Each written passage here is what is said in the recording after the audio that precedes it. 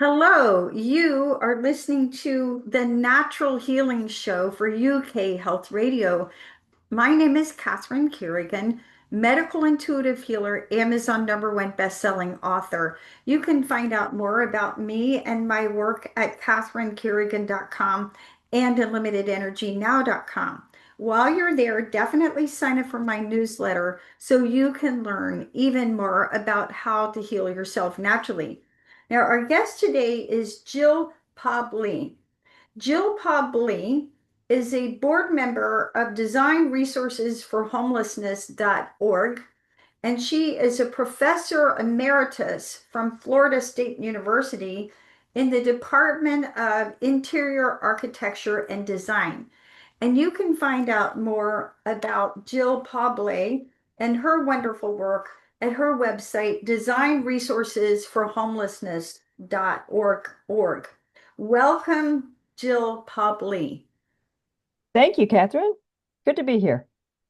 So, Jill Pable, you are a professor emeritus from Florida State University, and your area is architecture, interior architecture, and design.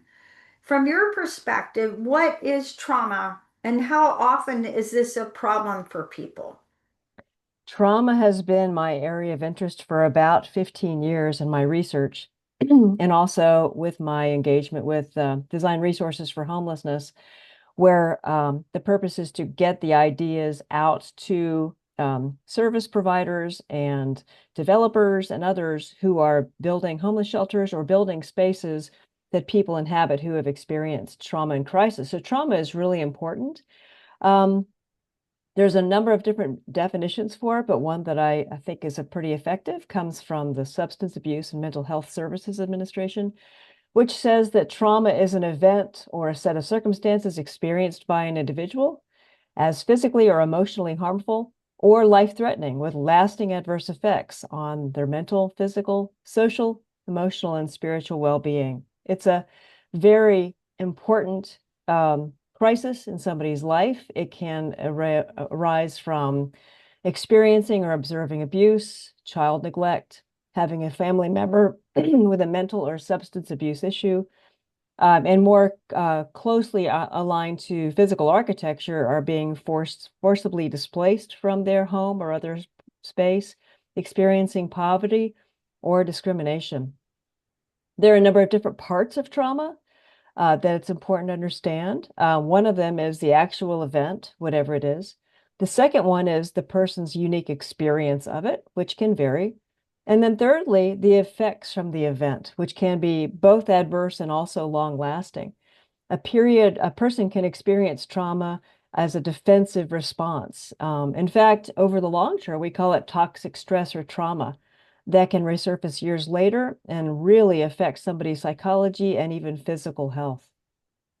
So, thank you for that. Now, Jill Pable, professor emeritus in architecture and design, here at the Natural Healing Show for UK Health Radio, one of the things that I talk about is that your environment is actually the most powerful factor.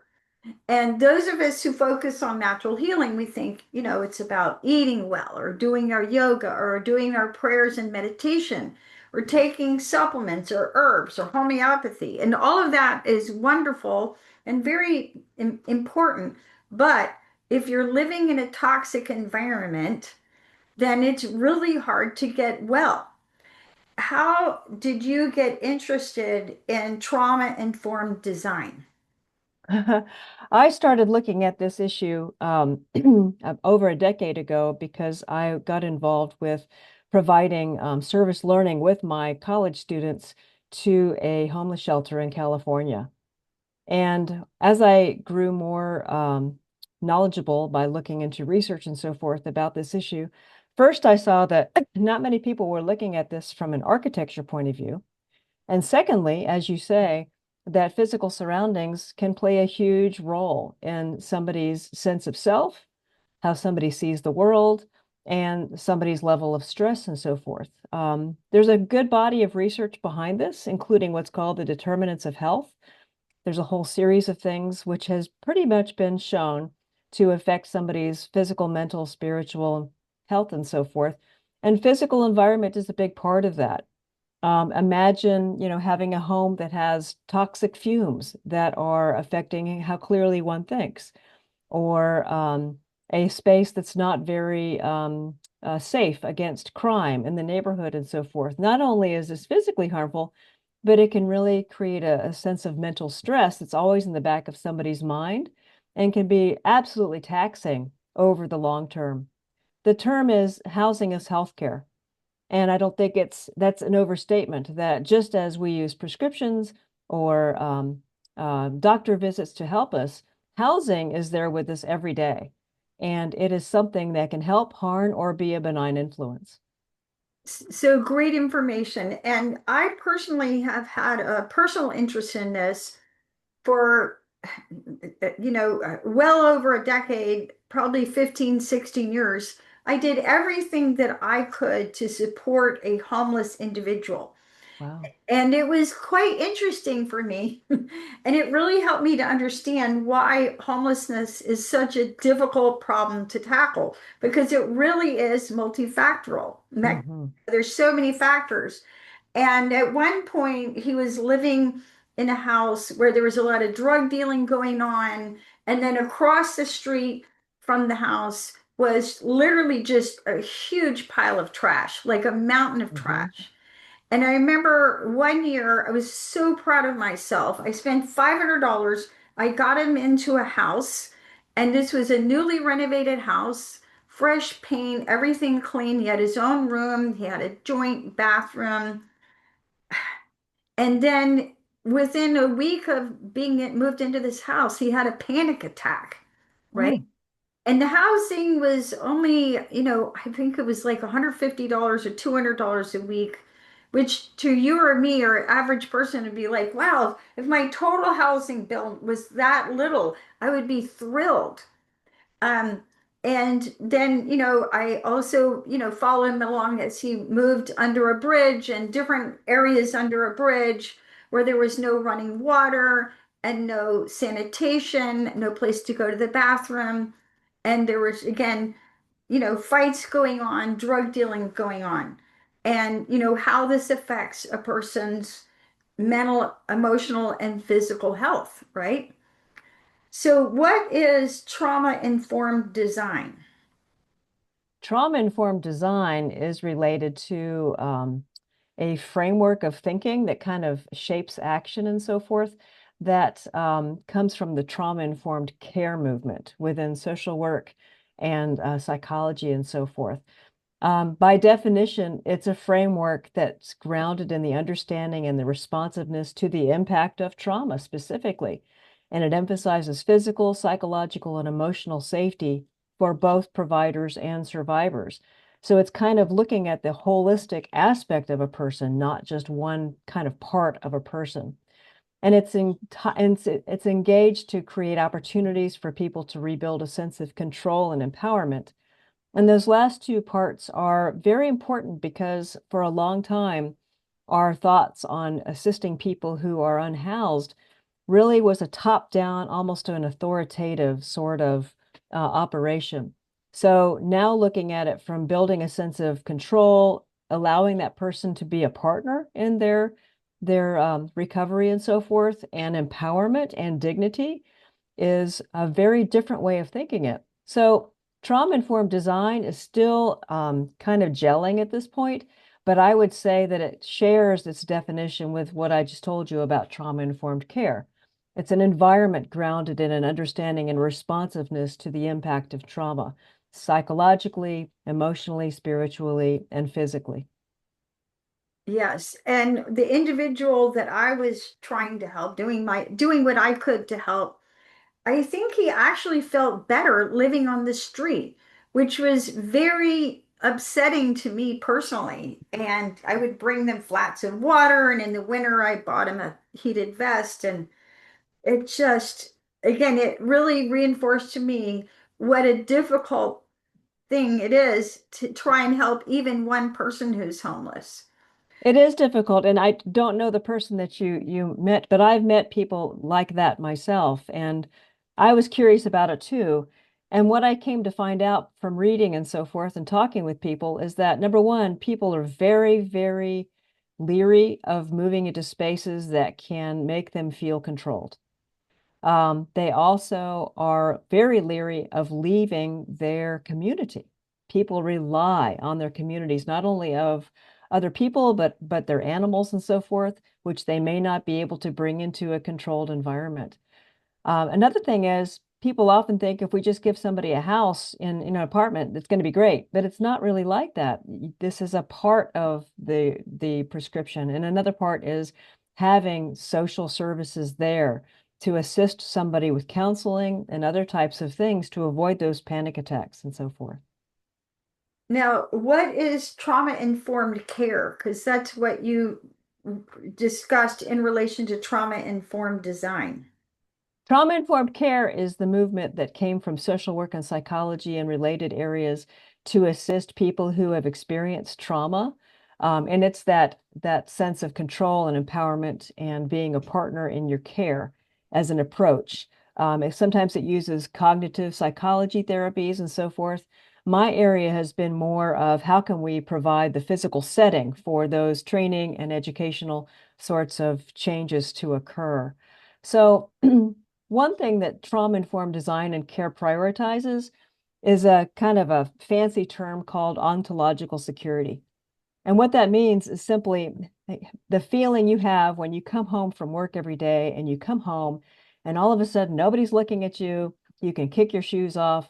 You can go get a drink out of the refrigerator and sit down and pet your dog or cat, talk with your significant others and so forth, and just simply be at home. Think about what a person who doesn't have a house feels like. They're never really able to kind of capture that idea. And the reason that idea is important is that's where a sense of de-stressing comes from, calming comes from, dignity comes from. If you're surrounded by, the people that love you, the security of doors and windows and so forth, that becomes really important. Now, why should people care that others have been traumatized?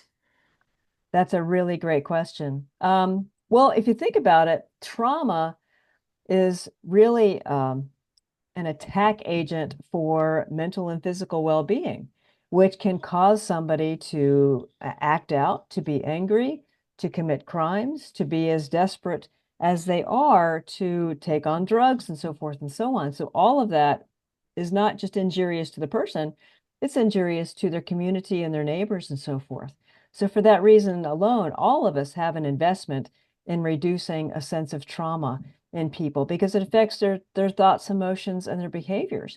But if you want an even more kind of very straightforward reason, a couple of years ago, a former director of the Housing and Urban Development Organization here in the United States identified that a single person who is experiencing homelessness in their community can cost that community between $30,000 and $50,000 a year because of cost to parks, cost to ambulance services, cost to detox centers, emergency rooms, and so forth. So this is a very real financial situation we're dealing with, even apart from the terrible anguish and misery that it's causing people who are experiencing it. So, one homeless person in the US can cost the rest of society between $30,000 and $50,000 a year. That's not my estimate. That's from others who are engaged in this on a full-time basis. Yes. That's great information. And now, even going back to your definition of trauma, I would say that everybody listening would say, well, I've got some degree of trauma. I definitely have had trauma. Oh yeah, trauma comes in very many, different shapes and sizes and so forth. It's estimated that about 70% of United States adults have experienced a traumatic event at least once in their lives. That's 223 million people. In the United Kingdom, the best estimate is about 10% of the population, but it's much more common in certain groups of persons, such as victims of domestic violence, indigenous persons, persons with mental disabilities and so forth and so on. So it's a definite problem. And another thing I'll tell you, Catherine, that really caught my eye as I started to learn about this is that traumas can start from an early age. there's a really famous study out there called the Adverse Child Effects Study, which looked at the implications of somebody experiencing something terrible earlier in their life, like sexual abuse or violence against their mother, or living with members who are substance abusers or mentally ill or suicidal or imprisonment and so forth. And what they find is that the more these kinds of things somebody experiences even early in life, it's cumulative and it's strong. In fact, other researchers have found that if you have just none of those incidents in your childhood past, you only have about a 1% chance of being homeless later in life. But if you have 8 instances, for example, of those terrible things, it's about 33% chance you're going to experience homelessness later in life. So these are really important things that can affect somebody really early on and really take them into a place of having to kind of cope and manage either with drugs or anger or withdrawal or mental illness or depression, for example. So, if I was to summarize, Jill Publi, what you're saying is that the majority of our homeless population are people who are experiencing severe post-traumatic stress disorder. I'm not sure that I'm in a position to say the majority of them are, but I can tell you that a good percentage of them are experiencing some sort of mental distress, whether it's an identified mental illness or something else. Certainly, the crisis and the trauma is there for persons just having to exist without a home. Sure. And with that, let's take a break and listen to a message from one of our commercial sponsors here at UK Health Radio. You're listening to the Natural Healing Show. My name is Catherine Carrigan, medical intuitive healer. We're listening to Dr. Jill Publi, Professor Emeritus from Florida State University in the Department of Interior Architecture and Design. We'll be right back.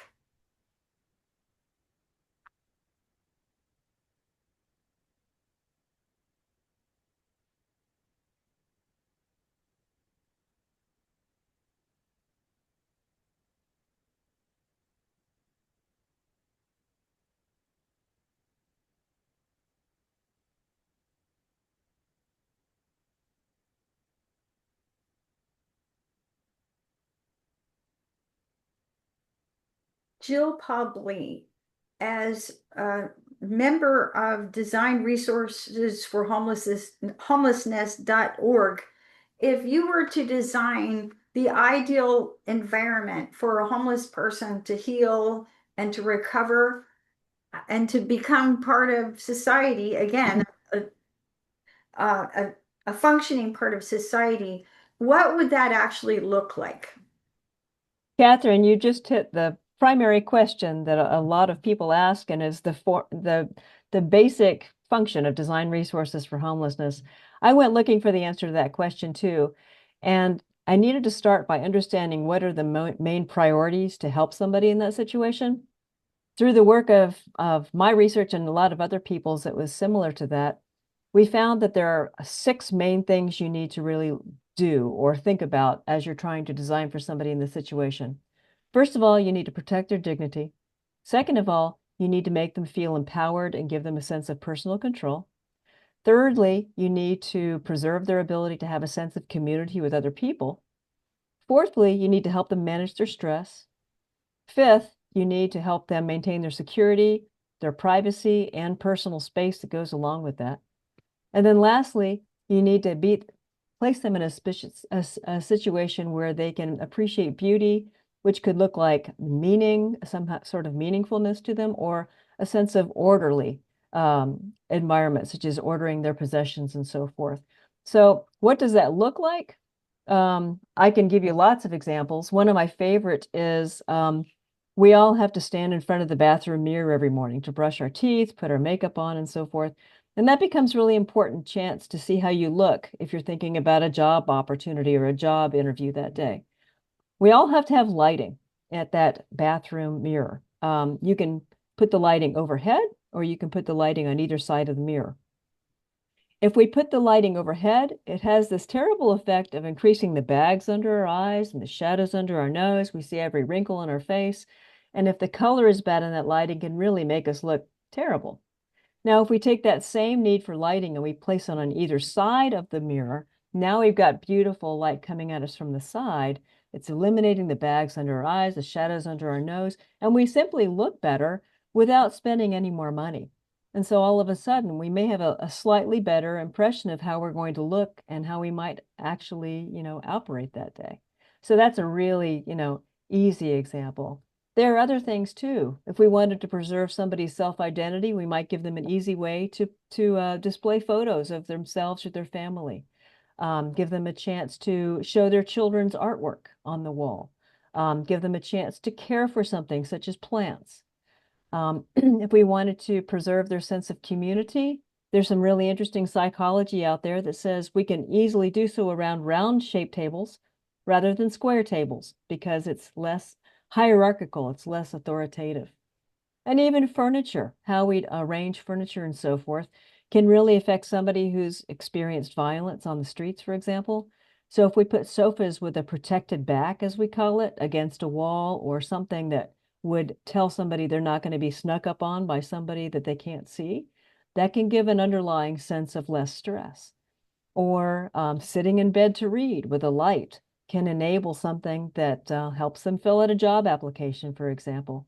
So you can see some of these are very practical, some of them are very small. Other things are more expensive, such as how wide hallways are, the surface finishes that we choose.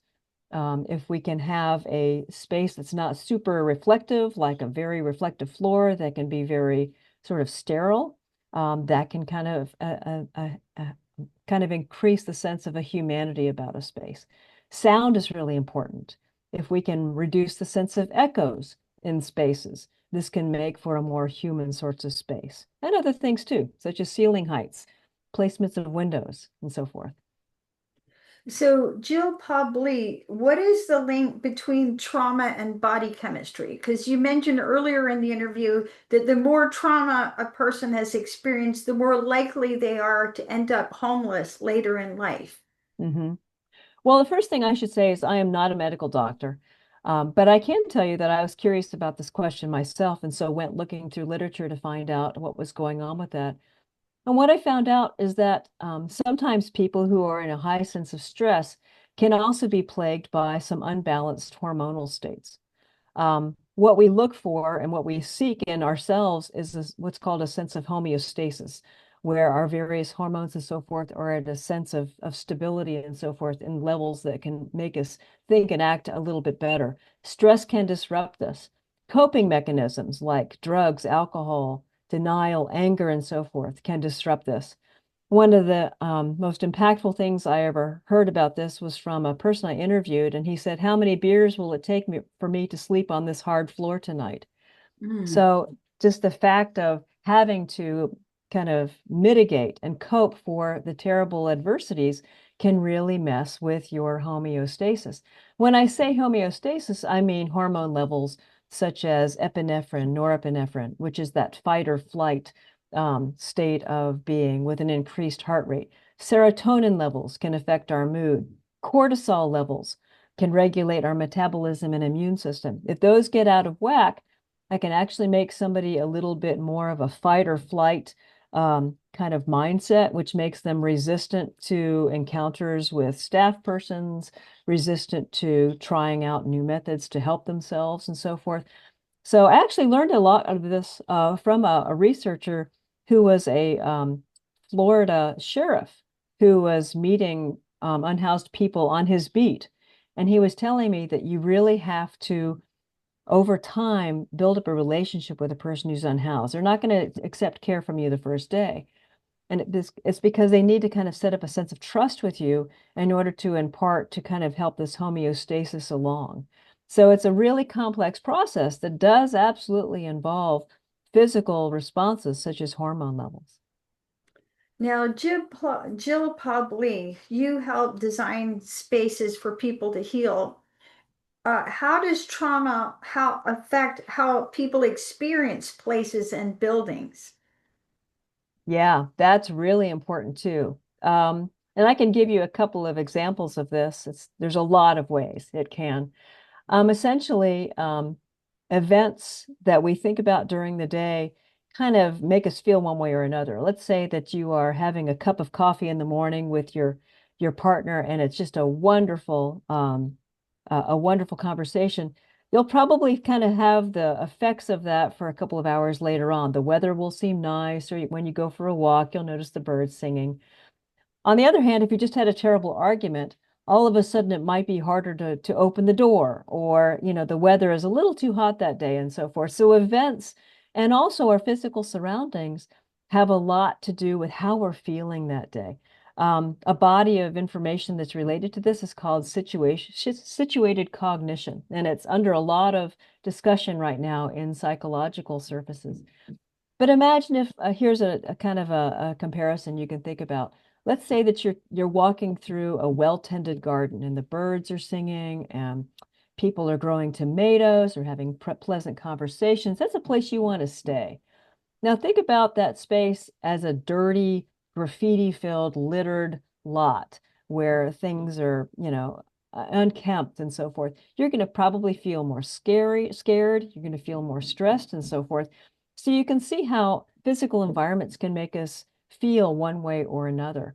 So another way that trauma can affect people is it makes you very distracted because you're filled with worrying about where you're going to eat today, where are you going to sleep tonight, how are you going to protect your children that day, how are my possessions going to be preserved and so forth. So it gives them literally a limited bandwidth of their attention. So for that reason, we need to think about how to make spaces that people walk into absolutely intuitive to use in terms of finding where to go. Where do I go when I go down the hallway and so forth. It can also make it more difficult for people to follow procedures like check-in procedures to a shelter. So we need to streamline those procedures and make them just as seamless and simple as possible. They're also less likely to read and comprehend instructions. So you can see it becomes very important to design in anticipation of a mindset like that. The presence of stress can also make things worse, such as crowding. We need to be very careful that we're not crowding people together too closely because crowding will make misunderstandings erupt into arguments faster. It makes it harder for people to think creatively, and it heightens tensions and anger already. So we need to think about how large bedrooms are, for example, that are housing people, especially if they don't know each other. And then lastly, there's a wonderful body of information from psychology around triggers. Imagine you've got a black bunk bed, and that black bunk bed makes a sound when you tap on it and so forth. And it can remind people of jail. We don't have to paint our beds black. We could paint them yellow or orange or blue. So we want to be careful to think about associations, as psychologists call them, with negative things that can heighten that stress too. So that's a long-winded answer to your question. Okay, great information. Now, you talked about the six needs that trauma-informed design addresses. Can you go through each one in detail? So, the six needs were dignity, Mhm, empowering and controlling, restoring community or preserving community, stress management, mhm, security and privacy, and then beauty and order.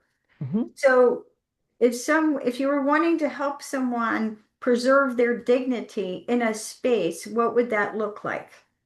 Great question. Um, there's a lot of different tactics, but I'll just share some of my favorites with you. I've walked into shelters before in a huge room of bunk beds, and it's a very anonymous place. There's hardly any privacy. The lighting can be glary and so forth. And I've noticed that, where you're sleeping that night, there's absolutely no way to kind of proclaim that space as yours. Positive territoriality is actually a good thing because it can reduce a sense of stress and make you feel more grounded for a moment. What if we created a simple sign system on a bunk bed that allowed somebody to write their name on a chalkboard that lets you say, "Oh, I'm Dave and I'm sleeping above you tonight. And Joe, I see you're below me. Let's have a conversation."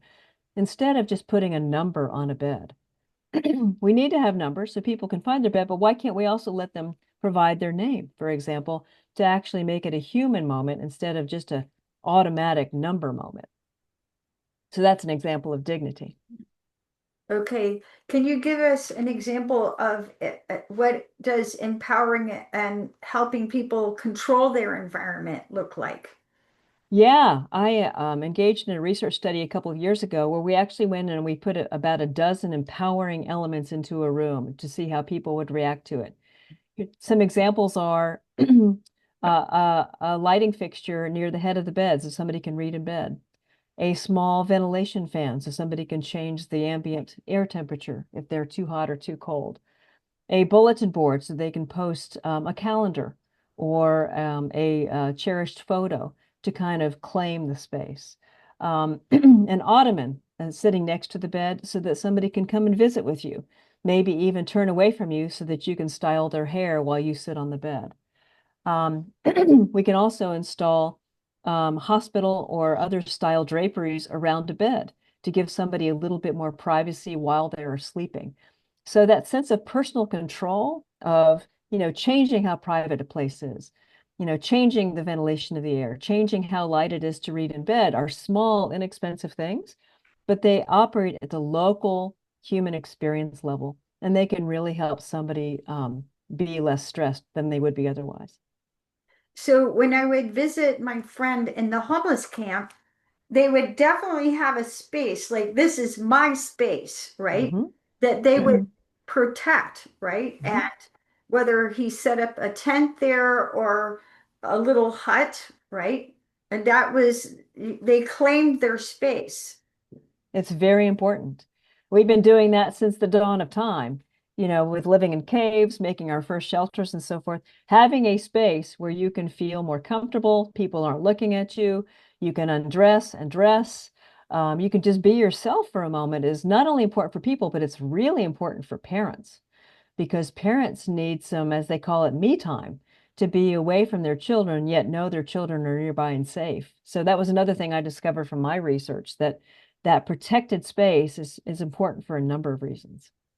So there's a gentleman who is homeless who lives across from the Amtrak station in Atlanta, and I pass him whenever I go to teach one of my yoga classes. So I pray for him on the way, and then when I come back, I pray for him. But he's at the corner and he's got his spot.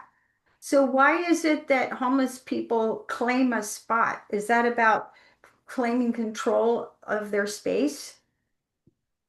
I believe you've nailed it. Yeah, I think that it's our nature to, interact with our environment, and we need to have a space to be ourselves. In fact, in some instances, we start to self-identify with that space, which is why we decorate spaces with art, why we paint spaces, why we put up photographs, why we put plants in our spaces.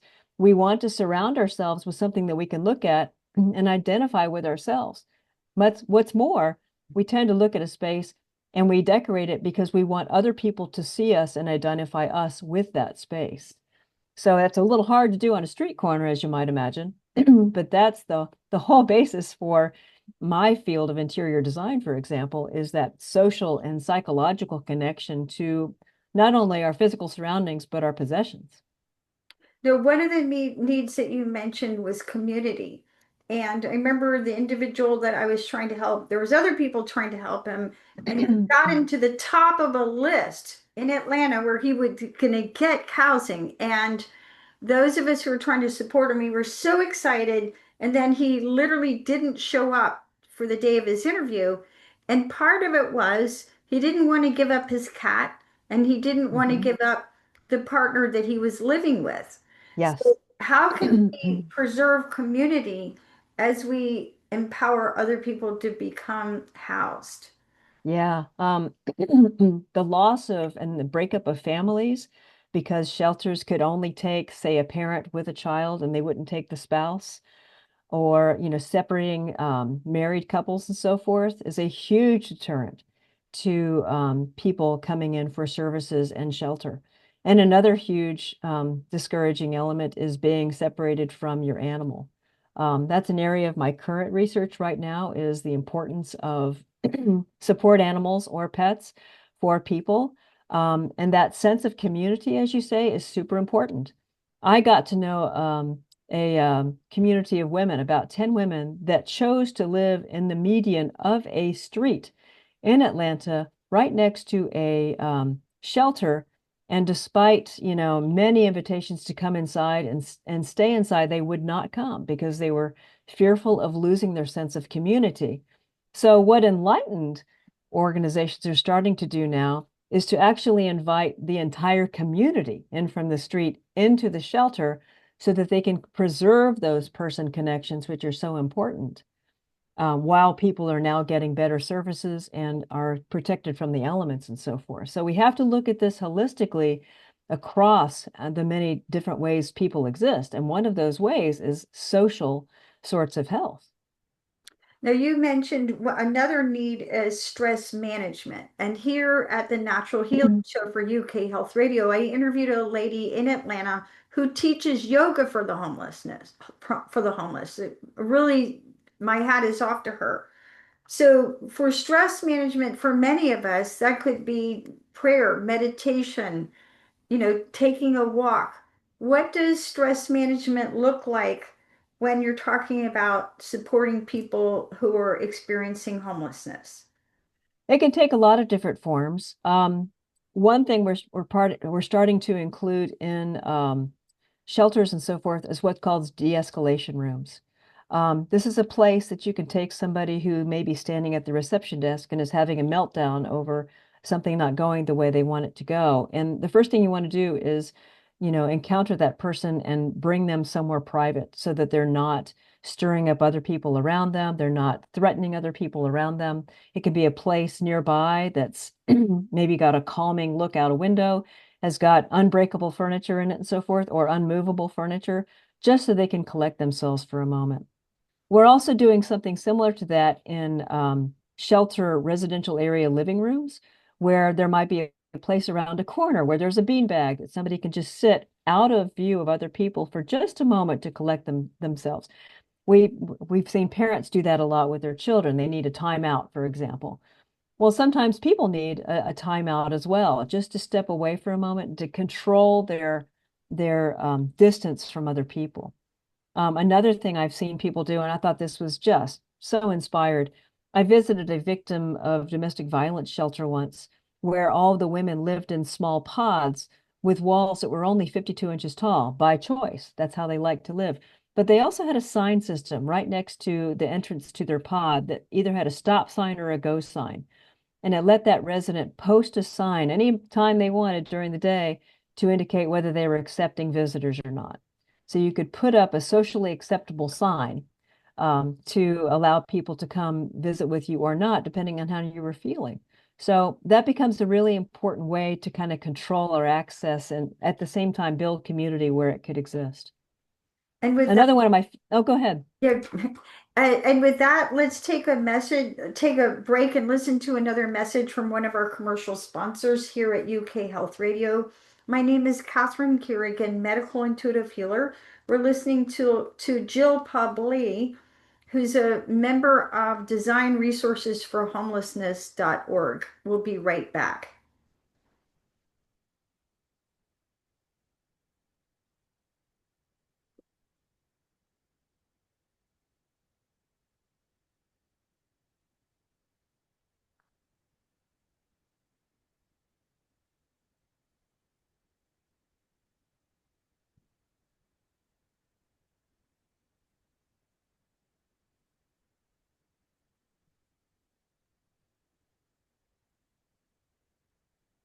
Jill Pable, you were about to give another example of what stress management looks like in a trauma-informed design environment. Yeah, one of my favorite tactics I learned from another designer is creating what's called an away space. Imagine you're in a communal dining room and you wake up that morning and you just really don't want to talk to anybody. A dining room that's designed to help you in that moment is one that might have, communal tables, but also bar type of seating that might be along a window or something that's facing away from those communal tables. So it gives you a place to kind of socially acceptably read the newspaper or look outside the window without having to engage with other people. but it's also close enough to those other tables that you could lurk. You could kind of surreptitiously listen to other conversations and then join in with those as you see fit.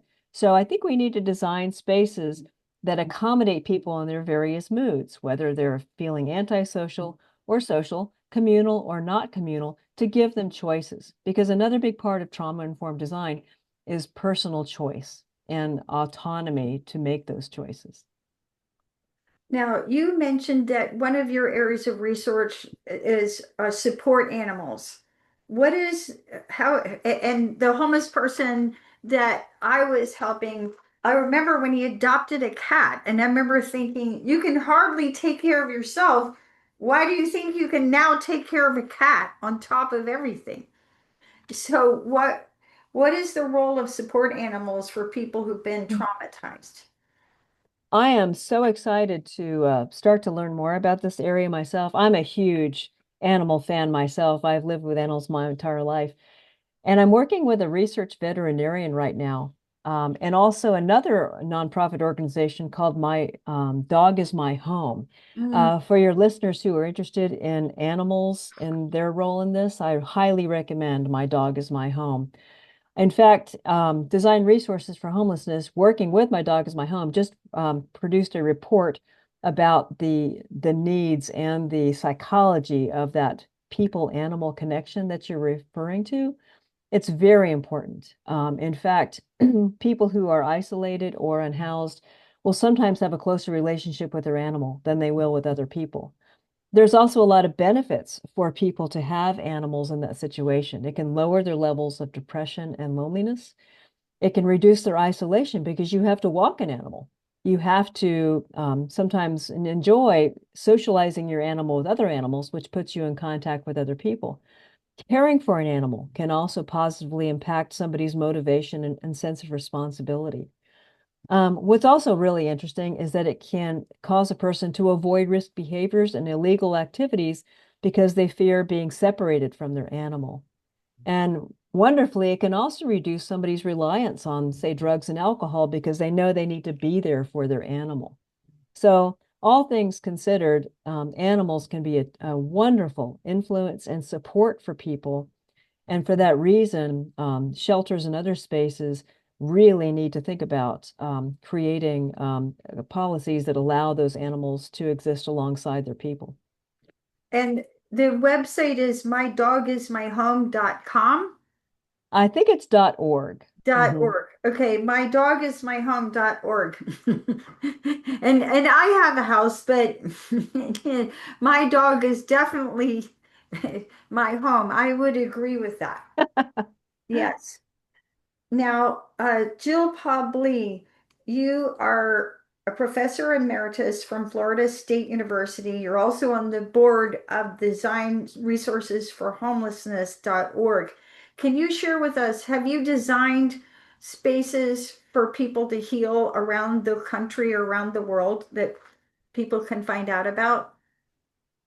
Yes. Part of what Design Resources for Homelessness offers is a consultation services for those who are renovating or building projects. There's been a few that I've been involved in. We also create case studies of existing shelters that point out trauma-informed design elements that are working well. You'll find all of those on the Design Resources for Homelessness website. Um, a recent shelter that we assisted that opened just a year or two ago is Restoration House in Atlanta, Georgia. Um, that's a wonderful facility for women and children that has, I think, approximately 200 beds, perhaps, but it uses a lot of trauma-informed design ideas. And in fact, it won an Urban Land Institute award for its application of some of those ideas. So that's a terrific one. We've also profiled other shelters such as Bakita Gardens in Seattle, um, Fifth Avenue Apartments in Brooklyn, New York. My goodness, others over in the United Kingdom as well. So you'll find lots of those case studies on the site and for free download with reports. Mhm. So, Jill Pable, final question.